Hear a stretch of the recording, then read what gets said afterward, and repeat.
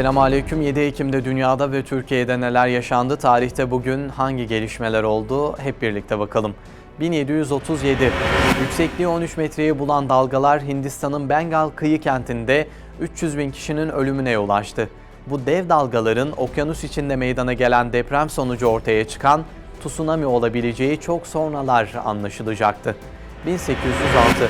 Aynı zamanda hem yazmak hem de kopya çıkarmak amacıyla yazı kağıtlarının arasına konulan karbon kağıdı keşfedildi. Özellikle resmi yazışmalarda birden fazla kopyanın gerektiği evraklar için devlet dairelerinde son yıllara kadar sıklıkla kullanılıyordu. 1908. Osmanlı yönetimine baş kaldıran Girit Adası Yunanistan'la birleşti. Rumlar daha önceki başkaldırılarında adadaki Müslümanları katliamdan geçirmiş ama amaçlarına ulaşamamışlardı. Osmanlı'nın otoritesinin zayıflaması üzerine Girit Adası için fırsat doğmuş oluyordu.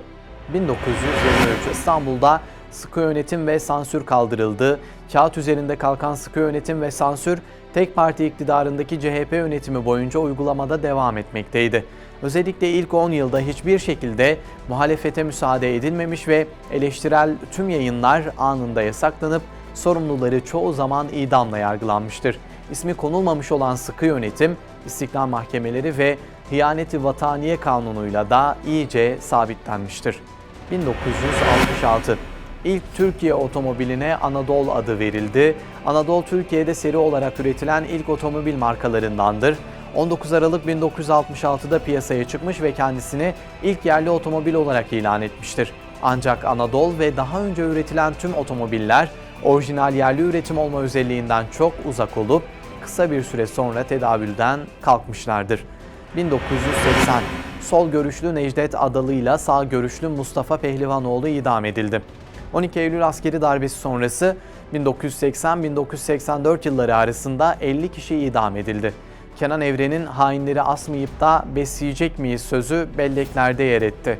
Yıllar sonra ise Evren'den bir solcu asılacak olsaydı hemen bir sağcının da idam edilmesi emrini verir, böylece dengeyi sağlardım itirafı geldi.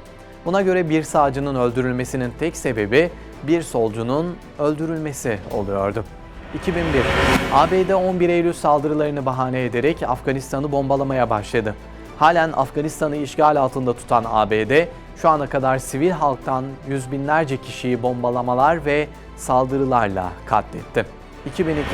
Siyonist terör birliklerinin Gazze'de Han Yunus'a düzenlediği saldırıda 14 Filistinli şehit oldu. 110 kişi yaralandı. Saldırgan Siyonistlerin katliamlarına dünya sessiz kalmaya devam ediyordu. 2013. Mısır, Siyonist Savaşı'nın 40. yıl dönümünde zafer kutlamaları için meydanlara inen darbe karşıtlarına junta güçleri gerçek mermilerle ateş açtı. Keskin nişancıların hedef gözeterek yaptığı saldırılarda 52 kişi şehit oldu, en az 350 kişi de yaralandı. 2014. PKK'liler Kobani'deki olayları bahane ederek mütedeyyin Kürt halkına saldırdı. Başta Diyarbakır ve Batman olmak üzere Siirt, Şırnak, Şanlıurfa, Mardin, Adana ve Mersin gibi iller yüzlerce ilçe ve köyde dindar Kürtlerin canına kastederek İslami kurum ve kuruluşlara, vakıf ve derneklere saldırıldı. En vahşi saldırılar Diyarbakır'da İslami çalışmalarıyla tanınan köylerde yaşandı. Köylere uzun namlulu silahlarla saldıran PKK'liler, dernek üyesi Turan Yavaş Gönüllüler, Riyad Güneş, Hasan Gökgöz, Hüseyin Dakak ve Yasin Börü'yü katletti. Saldırılarla ilgili ayrıntılarsa PKK'lilerin vahşette sınır tanımadığını ortaya koydu. 2018. Suudi gazeteci Cemal Kaşıkçı'nın 2 Ekim'de girdiği Suudi Arabistan'ın İstanbul Başkonsolosluğu'nda öldürüldüğü açıklandı.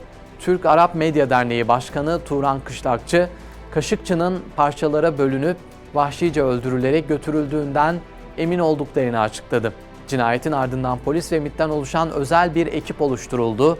Yapılan araştırma ve çalışmalar sonucu cinayetin Suudi Arabistan'dan 2 ayrı uçakla gelip aynı gün geri dönen 15 kişi tarafından işlendiği sonucuna varıldı. 2018. Hüdapar 3. Olağan Büyük Kongresi'nde yapılan oylama sonucu Hüdapar Genel Başkanlığı'na İshak Sağlam seçildi. 2019. Tunus'ta liderliğini Raşid El Gannuşi'nin yaptığı Nahda Hareketi oyların %17,5'ini alarak seçimin galibi oldu.